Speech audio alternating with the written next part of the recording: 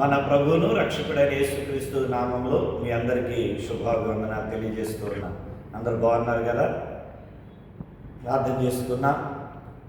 సర్వాధికారివైన నా తండ్రి, నిన్ను స్తుతిస్తూ ఉన్నాను. 2025 సంవత్సరము 6 మాసాలు మీరు మా ఎడల చూపిన ప్రేమ, మా బిడ్డలను మా కుటుంబాలను జ్ఞాపకం చేసుకొని ఆశీర్వదించిన విధానాన్ని బట్టి స్తుతిస్తూ ఈ 7వ మాసంలో మొదటి వారం నిన్ను స్తుతిస్తూ ఉన్నాం. ఎన్నో ప్రమాదాలు అయ్యా, ఎన్నో ఆటంకాలు, అవరోధాలు, ప్రకృతి వైపరీత్యాలు, వీటన్నిటి మధ్య మా బిడ్డలను క్షేమంగా ఉంచి ఈ వాక్యాన్ని వినటానికి, అలాగే ప్రతి ఆదివారం నిన్ను ఆరాధించడానికి, నిన్ను జ్ఞాపకం చేసుకొని సన్నుతించడానికి మీరు ఇచ్చిన ధన్యతగా వందనాలు. రాబోయే దినాల్లో ప్రతి అపాయమైన కీడును తప్పిస్తూ అయ్యా సజీవుల వరుసలో సజీవుడు అని దేవా నిలబెట్టి మీ నామానికి మేము తెచ్చుకోమని, మీ స్వరాన్ని మాకు అనుగ్రహించమని, ఈ మాటలు వింటున్న మా బిడ్డలందరిపైన మీ ఆశీర్వాదాలు ఉంచమని యేసు నామమున అడుగుచున్నాను తండ్రి, ఆమేన్. దేవుని వాక్యంలో కొన్ని మాటలు ధ్యానించేద్దాం. అపోస్తుడైన పౌలు కొరింథీయులకు రాసినటువంటి 2వ పత్రిక 1వ అధ్యాయంలో నుండి 4 విషయాలను మీ ముందు తీసుకురావాలని ఆశపడుతూ ఉన్నాను. చూడండి, 4-5 వచనాలు చదువుకున్నా. దేవుడు మమ్మను ఏ ఆదరణతో ఆదరించుచున్నాడో. 2వ కొరింథీ పత్రిక 1వ అధ్యాయం 4వ వచనం. దేవుడు మమ్మను ఏ ఆదరణతో ఆదరించుచున్నాడో, ఆ ఆదరణతో ఎట్టి శ్రమలలో ఉన్న వారినైనను ఆదరించుటకు శక్తి గలవారు మగునట్లు ఆయన మా శ్రమ అంతటిలో మమ్మను ఆదరించుచున్నాడు. క్రీస్తు యొక్క శ్రమలు మా యంద ఎలాగ విస్తరించుచున్నవో అలాగే క్రీస్తు ద్వారా ఆదరణయు మాకు విస్తరించుచున్నది. 6వ వచనం కూడా మీరు చదువుకోండి.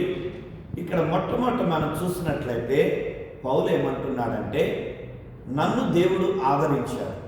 నన్నే కాదు, నాతో పాటు పరిచర్యలో సహకరించే వారిని, నా తోటి జత పని వారందరినీ కూడా ఆదరించాడు అని చెప్తూ ఉన్నాను. అలాగే నన్ను ఎలా ఆదరించాడో, మమ్మల్ని ఎలాగ ఆదరించాడో దేవుడు మిమ్ములను కూడా మీ శ్రమలో ఆదరిస్తాడు అని జ్ఞాపకం చేస్తూ ఉన్నాడు. మన దేవుడు మనలను ఆదరించేవాడు. మొదటి మాట, ఆదరించు దేవుని గురించి మనం చూస్తున్నాం. ఆదరించే దేవుడు అని పౌలు మన తెలియజేస్తూ ఉన్నాడు. నిజమే కదా? శ్రమలో మనకు ఆదరణ కావాలి, అనారోగ్యంలో మనకు ఆదరణ కావాలి, దుఃఖములో మనకు ఆదరణ కావాలి, నిరాశలో లేదా ఓడిపోయిన పరిస్థితులలో మనం ఉన్నప్పుడు మనకు ఆదరణ కావాలి. ఇలాంటి సమయాల్లో మనుషులు వచ్చి మనల్ని ఆదరిస్తే ఆ ఆదరణ మనకు ఎంతోసేపు ఉండదు. ఒకవేళ మన ఇంట్లో ఎవరైనా చనిపోతే ఆ చనిపోయిన సందర్భంలో చాలామంది వచ్చి, బ్రదర్ పర్లేదు, ధైర్యంగా ఉండండి, అందరిలో జరిగేదేగా, అందరి ఏడలో జరిగేదే కదా అని చెబుతారు. వాళ్ళు ధైర్యపరచాలని, ఆదరించాలని చూస్తారు. కానీ ఆ ఆదరణ మనకి శాశ్వతంగా ఉండదు. మన దుఃఖం వస్తూనే ఉంటుంది వాళ్ళు మాట్లాడుతుంటే. కానీ పరిశుద్ధాత్మ దేవుడు మనల్ని ఆదరించినప్పుడు, దేవుని యొక్క శక్తి మనపై ఉండి మనల్ని ఆదరించినప్పుడు మనం ఆదరణతో నింపబడతాం. మరి ప్రభువైన యేసుక్రీస్తు వారు అదే చెప్పారు కదా, ఆదరణకర్త మీ యొద్దకు వచ్చును. పరిశుద్ధాత్మ దేవుణ్ణి మన కొరకు ఎందుకు పంపించాడు? మనల్ని ఆదరించడానికి, మన శ్రమలో ఉన్నప్పుడు మనల్ని ధైర్యపరచడానికి. ఎందుకంటే ఈ లోకంలో మనకు శ్రమ ఉన్నది. ఈ లోకములో మీకు శ్రమ కలుగును అని యోహాను 16:33లో మనం చదువుకుంటున్నాం. కనుక ఆ శ్రమలో ధైర్యం కావాలి, ఆ శ్రమలో ఆదరణ కావాలి మనకి. ఆ ఆదరణ ఎవరిస్తారు అంటే పరిశుద్ధాత్మ దేవుడు. మరి మోషే చనిపోయి ఉన్నప్పుడు యెహోషువని ఆదరిస్తూ ఉన్నాడు. ఏమని? యెహోషువ, ధైర్యముగా ఉండు, నిబ్రమగా ఉండు, జడియకుము, ఇదిగో నా వాక్యానుసారంగా నువ్వు నడు, నువ్వు వెళ్ళుచున్న ప్రతి మార్గంలో కుడికి ఎడమ తొడకుండా నువ్వు వెళ్తూ ఉంటే నేను నిన్ను ఆశీర్వదిస్తాను అని దేవుడు యెహోషువని ధైర్యపరుస్తూ ఉన్నాడు. అలాంటి దేవుడు మన దేవుడై ఉన్నాడు. మన కృంగినప్పుడు, మన శ్రమలో ఉన్నప్పుడు, మన బాధలో ఉన్నప్పుడు మనల్ని ఆదరిస్తాడు. ఈ రోజున నువ్వు ఎలాంటి బాధలో ఉన్నావు, నువ్వు ఎలాంటి సమస్యలో ఉన్నావు, నువ్వు ఎలాంటి శ్రమలో ఉన్నావు, నీ కొరకే ఆదరించగలిగే ఒక వ్యక్తి ఉన్నాడు, ఆదరించగలిగిన ఒక దేవుడు ఉన్నాడు. ఆయనే మనం విశ్వసించే నజరేయుడైన యేసుక్రీస్తు అని ఈ ఉదయకాలం మందు మీకు జ్ఞాపకం చేస్తూ ఉన్నా.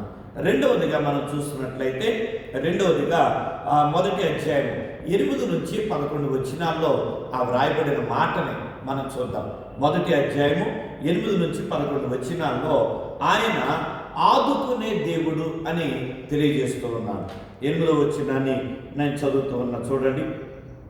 8వ వచనం, మా సహోదరులారా, ఆసియాలో మాకు తటస్థించిన శ్రమను గురించి మీకు తెలియకుండా మాకు ఇష్టము లేదు. అదేమనగా, మేము బ్రతుకుదమను నమ్మకము లేక ఉండునట్లుగా మా శక్తికి మించిన అత్యధిక భారము వలన కృంగిపోతుమి అన్నాడు. అలాగే మరి 10వ వచనం చివరిలో, ఆయన ఇక ముందుకును మమ్మల్ని తప్పించునని ఆయన యందు నిరీక్షణ గలవారమై ఉన్నాము అని చెబుతూ ఉన్నారు. ఈ మధ్య వచనాల్లో కూడా చెబుతాడు, ఇక నా బ్రతుకుతాము అనే ఆ స్థితి మాకు లేదు. అపోస్తల కార్యాల్లో మనం చదివితే ఆయన ఎలాంటి శ్రమలు అనుభవించాడు. మరి సముద్రంలో ఉన్నాడు, ఆ సముద్రంలో వాడ బద్దలైపోయి ఉంది, ఆ చెక్కల మీద ఒక ద్వీపంకి వెళ్ళారు, అక్కడ పాము కాటేసింది. ఆ తర్వాత కొరడాతో ముమ్మారు కొట్టారు, ఒకరి దక్కున్నారు దెబ్బలు. అలాగే ఉపవాసాలు, జాగరణలు, రాళ్లతో కొట్టబడి ఏడవబడ్డాడు. ఆహారం లేక, సరైన వస్త్రాలు లేక, చలికి, ఎండకి ఎండుతూ, వర్షాన్ని తడుస్తూ ఎంత శ్రమను అనుభవించాడో పౌలుకు మనకు తెలుసు. ఆ పరిస్థితిలో ఇక ఆయన చనిపోతాను అనుకున్నాడు. ఆయన అంటూ ఉన్నమాట ఇక మరణమే అనుకున్నాడు. కానీ పౌలు ఏమంటున్నాడంటే, బ్రతుకుదమన్న ఆ గ్యారంటీ మాకు లేనప్పుడే దేవుడు మమ్మల్ని బ్రతికించాడు. అదే దేవుడు మిమ్మల్ని కూడా బ్రతికిస్తాడు. మీ పాపముల నుండి మిమ్మల్ని విమోచించి, మీ శ్రమ నుండి మిమ్మల్ని విమోచించి, మీరు ఎదుర్కొంటున్న సమస్యల నుండి మిమ్మల్ని విమోచించి మిమ్మల్ని బ్రతికించగలడు అని ఆయన తెలియజేస్తున్నాడు. అంటే మమ్మల్ని ఏ రీతిగా దేవుడు ఆదుకున్నాడు, ఆయన పైన మేము ఆనుకున్నాం కనుక ఆయన మమ్మల్ని ఆదుకున్నాడు.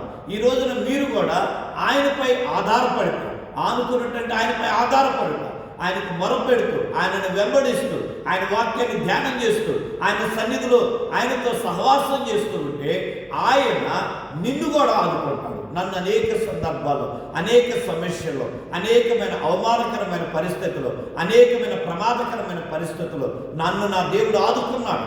నన్ను ఆదుకున్న దేవుడే ఈరోజు నిన్ను కూడా ఆదుకునే దేవుడే ఉన్నాడు. నువ్వు ఆయన వైపు చూడగలిగితే, ఆయనని ఆరాధించగలిగితే. అందుకనే ఆయన ఆదరించగలడు, రెండో నిన్ను ఆదుకోగలడు. నీ యొక్క శ్రమలో నీ చేయి పట్టుకొని నిన్ను పైకి తీసుకురాగలిగిన గొప్ప దేవుడు. నువ్వు ఏ యొక్క ఊబిలో ఉన్నావో, ఏ నష్టములో ఉన్నావో, ఏ పాపంలో ఉన్నావో అక్కడ నిన్ను ఆ పరిస్థితి నుండి లేపి నిన్ను ఆదుకునే దేవుడై ఉన్నాడు అని ఈ అపోస్తలుడైన పౌలు జ్ఞాపకం చేస్తూ ఉన్నాడు. మూడవదిగా మనం చూస్తున్నట్లయితే ఆ మొదటి అధ్యాయంలోనే 17వ వచనం నుండి మన 19వ వరకు చూస్తే 19వ వచనం ఒకటి చదువుతున్న చివరి మాటలు, దేవుని కుమారుడు యేసుక్రీస్తు అవునని చెప్పి కాదని వాడై ఉండలేదు, కానీ ఆయన అవునను వాడై ఉన్నాడు అని చెప్తున్నాడు. మన దేవుడు అవును అని చెప్పే దేవుడు, అంటే ఆమేన్ అని పలికే దేవుడై ఉన్నాడు. మన దేవుడు ఆదరించేవాడు, ఆదుకునేవాడు, ఆమేన్ అని పలికే దేవుడు మన దేవుడు. ఆమేన్ అంటే అలాగూ జరుగును కాక. మనం ఏది అడిగామో దేవుడు దానికి అవును అని చెప్తాడు, దానికి ఆమేన్ అని పలుకుతాడు. మనం ఏది జరగాలని కోరుకుంటామో అది ఆయన జరిగించే దేవుడై ఉన్నాడు. మనం మాట ఇచ్చి మనం తగ్గిపోతాం, మన దేవుడు మాట ఇచ్చి దాన్ని నెరవేర్చేవాడై ఉన్నాడు. నమ్మదగిన వాడు, ఆయన నమ్మదగిన వాడు. వాగ్దానం చేస్తాడు అంటే ఆ వాగ్దానం నెరవేరుస్తాడు. ఇశ్రాయేలు ఎన్ని తప్పులు చేసినా, ఎంతగా వారు ఆ విధేయులైపోయినా, ఎంతగా లోబడనకపోయినా, ఎన్నిసార్లు తిరుగుబాటు చేసినా, మరి దేవుడు అబ్రహాముకి ఇచ్చిన వాగ్దానాన్ని జ్ఞాపకం చేసుకొని వారిని రక్షిస్తూనే ఉన్నాడు, వారిని కాపాడుతూనే ఉన్నాడు, వారి పక్షంగా మేలు చేస్తూనే ఉన్నాడు. కనుక అలాంటి దేవుడు నీవు నేను కలిగిన దేవుడు. చివరిగా ఆయన మనలను 21-20 వచనాలు చదివితే ఆ మాటలు చదువుకున్నాం. 20-21 వచనాలు, మీతో క్రీస్తు నందు నిలిచి ఉన్నట్లుగా మమ్మల్ని స్థిరపరిచి అభిషేకించిన వాడు దేవుడే. ఆయన మనకు ముద్ర వేసి మన హృదయములలో మనకు ఆత్మను సంచకరువును అనుగ్రహించి ఉన్నాడు. నాలుగవదిగా ఆత్మతో నింపిన దేవుడు, అన్ని అభిషేకాన్ని ఇచ్చిన దేవుడు అని మనం చూస్తున్నాం. ఆయన తన ఆత్మని మనకి సంచయకరువుగా, మనకి ఆయన ఆత్మ యజమానుడిగా లేదా నాయకుడిగా ఒక స్నేహితుడిగా మన కొరకే ఉంచాడు. మనం వెళ్తున్న మార్గంలో మనకున్న అపాయములు తప్పించడానికి, మనం సరిచేయటానికి, మనకు ముందుగానే ప్రమాదాన్ని తెలియచేయటానికి ఆయన మనతో సంచకరువుగా ఉన్నాడు. మనకు ముద్ర వేశాడు పరిశుద్ధాత్మ దేవుడు. మనం ఆయన బిడ్డలంగా ముద్ర వేశాడు. అందుకని 4 విషయాలు ఇక్కడ మనం చూస్తూ ఉన్నాం. 1, ఆదరించే దేవుడు అని, 2వది ఆదుకునే దేవుడు అని, 3వది ఆమెనని పలికే దేవుడని, 4వది ఆత్మతో నింపిన దేవుడని. కనుక ఆయన ఆత్మతో మనం నింపబడితే ఆయన నామంలో మనం ఏది అడుగుతామో అది మనం పొందుకుంటాం. ఆయన మనల్ని ఆదుకొని మనల్ని ఆదరించి తన కృపలో ఆయన లాగా సిద్ధపరుస్తాడు. అటు కృప దయచేయను కాక.